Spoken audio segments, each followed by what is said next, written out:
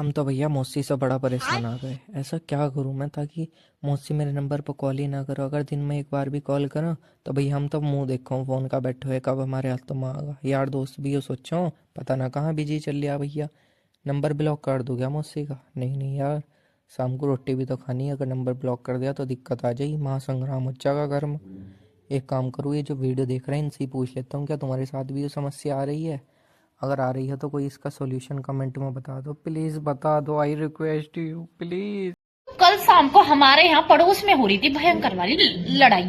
तो सभी लोग वहां देखते होते, आंटी भी अपनी जॉब से आती हैं तो वो कहती हैं कि देखो देखो वहां ना लड़ाई चल रही है।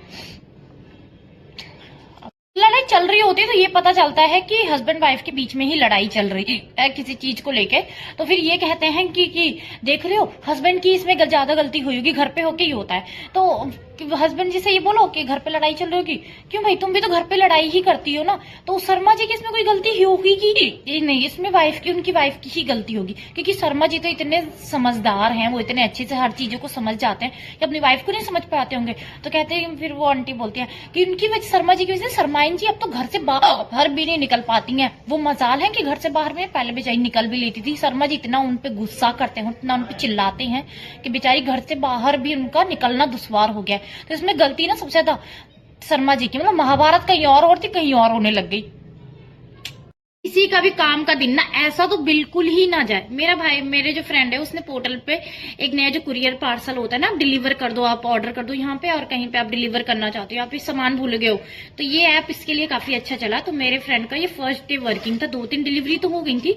जैसे उसकी चौथी डिलीवरी आई ना, तो उसके मतलब 5-6 गली छोड़ के ही आई थी जहाँ पे वो करंट में गया था। तो वहां से उसको एक पैकेज को उठाना था, कहीं पर डिलीवर करना था। जो वो डिलीवर करने गया ना, तो वो कहता है कि तो कूड़े की जगह है। हाँ, कूड़े की जगह भाई। जब वो फोन करता है ना कि मैम ये तो डस्टबिन की जगह है, आपने यहाँ पे डिलीवरी करने के लिए बोला है, तो कह रहे हाँ भैया वो एक्चुअली क्या है ना, मेरे पास टाइम नहीं था, मैं बहुत ज्यादा बिजी थी, तो आप क्या इस कूड़े को फेंक सकते हैं?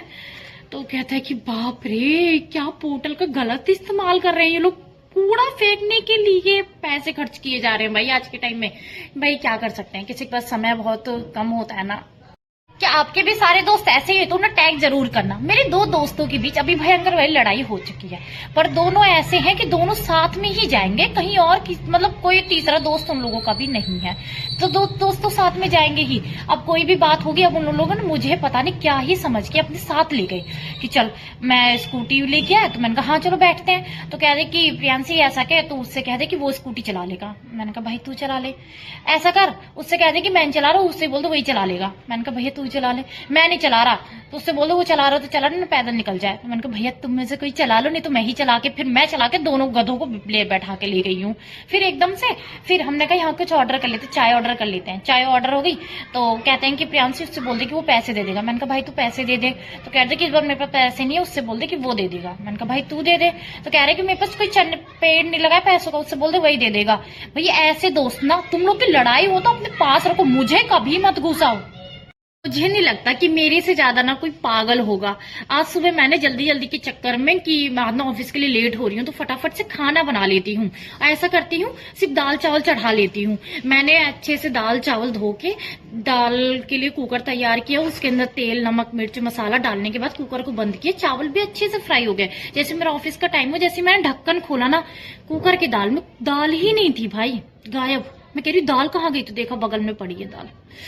फिर से मैंने, क्या सभी प्रिंसिपल ऐसी ही होती हैं? हर प्रिंसिपल जो होती है ना, ज्यादातर टॉर्चरिंग बहुत ज्यादा होती है भाई। अब तो ये कि कैमरे का सिस्टम आ गया, कैमरे उसमें देखते देखते हाँ ये मैम क्या कर रही है, अरे आरती मैम आप ये कर रही हो, मुझे साफ साफ दिख रहा है, आप बच्चों को पढ़ाइए, बच्चों के साथ खेलिए मत ज्यादा, ठीक है। वो टॉर्चरिंग अलग से। अगर कोई क्लास ले रही होगी टीचर, इतने कोई नई टीचर खासकर होंगी ना, प्रिंसिपल मैम वहीं आके बैठ जाएंगी कि हाँ मैम कुछ नहीं, आप पढ़ाइए ना, आप पढ़ाइए, मैं बस देखना चाहती हूँ कि आप कैसा पढ़ा रही, बच्चों को समझ आ रहा है। बेचारी वैसी होपलेस नहीं भी होगी तो और ज्यादा उनके आने पे और होपलेस हो जाएगी। हाँ बच्चा ये पढ़ो वो पढ़ो, और लास्ट में चैप्टर क्लोज भी होता है ना, तो प्रिंसिपल मैम किसी समझदार बच्चे से नहीं, ऐसे बच्चे से आके क्वेश्चन करती है ना जिसको कुछ भी ना पता, सबसे क्लास का नालायक बच्चा होगा ना, तब तो उस बेचारी की और रेल बननी है। बच्चा कुछ समझ आया? नहीं आया। मैम ऐसा करो आप मेरे कैबिन में आ जाओ। ओहो, या क्या आप अपना बीबी से खुश है? ना, हम तो बगल वाली से खुश है भाई। क्या आप अपना बीवी से खुश है? नहीं, हाँ अपना साली से खुश है। क्या आप अपना बीवी से खुश है? बीवी से मैं कैसे खुश रहूं? अगर मेरा घर छोड़ के उसका मायका घर में ज्यादा रहेगा तो मैं कैसे खुश रहूंगा, ये बात बताइए। बात तो सही है अंकल। क्या सारी पार्लर वाले ऐसी ही होती हैं? कल मैं अपनी फ्रेंड के साथ पार्लर गई थी, तो वो अपनी आंटी को लेके गई थी, तो उनकी जो आंटी थी ना, जहाँ उन्हें वैक्स कराना था उनकी जगह ना कोई दूसरी बैठी थी, तो वो वैक्स करा रही थी, तो वो कहती कि आप ना काफी स्मूथ करती हो।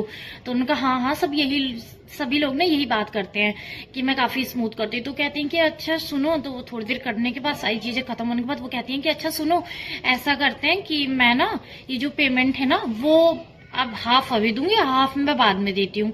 तो भैया उन आंटी को तो गुस्सा आ गया, जहां वो इतनी आराम आराम से उनकी वैक्स कर रही थी ना, इतना तेज तेज उन्होंने वैक्स किया ना, तो वो कहती हैं कि क्या हुआ, धीरे धीरे करो ना। कह रही नहीं, मैं ऐसे ही करती हूँ, वैक्स करवाना है तो देख लीजिए आप। तो वो तेज तेज करती है, तो वो समझ जाती है कि मेरे पैसे ना देने की वजह से गुस्सा हुआ है। एक तो मुझे ये चीज समझ नहीं आती है, जब हमारे घर में कोई नहीं होता है तभी सभी रिलेटिव वालों को क्यों आना होता है भाई? क्यों सभी पड़ोसियों को सेम टाइम पे ही आना होता है? बेटा मम्मी कहाँ है? मम्मी तो नहीं है। फिर अगर हम बोल भी दिए ना कि गलती से कि आप बैठ जाइए, मम्मी आ जाएंगी, अच्छा ठीक है मैं बैठ जाती हूँ, बैठ भी जाएंगे। फिर उनको पानी ला के दो, अब भैया पानी भी ला के दो, और फिर मम्मी से फोन, मम्मी कहाँ हो? वो आंटी आ गई, जल्दी आ जाओ। वो भी आ जाती है, उसे कुछ काम तो होता नहीं, मम्मी को ही पता है। मन का मम्मी सॉरी आ जाओ जल्दी से, वो आई है। तो हाँ हाँ आ रही हूँ थोड़ी देर में। तो ऐसा कर, तूने उन्हें चाय नाश्ता दिया? मन का नहीं, बस पानी दिया। पानी देने से क्या होगा, चाय नाश्ता बना के दो। ठीक है भैया, फिर चाय नाश्ता लाओ, चाय भी बनाओ। तो फिर इतनी ही बन पाती है उस टाइम पे। वैसे तो हम कितनी ही बनवा लेना, घर पे नॉर्मली अच्छी बनती है, पर जब कोई आया होता है ना तो हमसे भी वही चाय मिलती है। वो चाय भी उठा के ही हम देते कि ये लीजिए पी लीजिए, पर मम्मी का पता नहीं लगेगा कोई। अगर मैं अपने मामा के आधार कार्ड पर किस्तों पर थार ले लूँ, टॉप मॉडल जेड ब्लैक एकदम काली, किस्तों मामा भरेगा, गाड़ी मैं चलाऊंगा, मेरा टोरा जमेगा, रिश्ते वाले भी आएंगे न लुंडे पर Thar top model Z black, ब्याह भी एकदम हो जाएगा, भात की भी टेंशन नहीं है, फिर भात दो मत दो, मुझ पर तो थार आ जाएगी। किस्त कौन भरेगा? मामा। मुझे तो टेंशन ही नहीं ले। ये जो तुम मेरी वीडियोस देख के लाइक शेयर कमेंट नहीं करते हो, प्लस से चैनल को सब्सक्राइब नहीं करते हो ना, इसको ही दोगलापन कहा जाता है।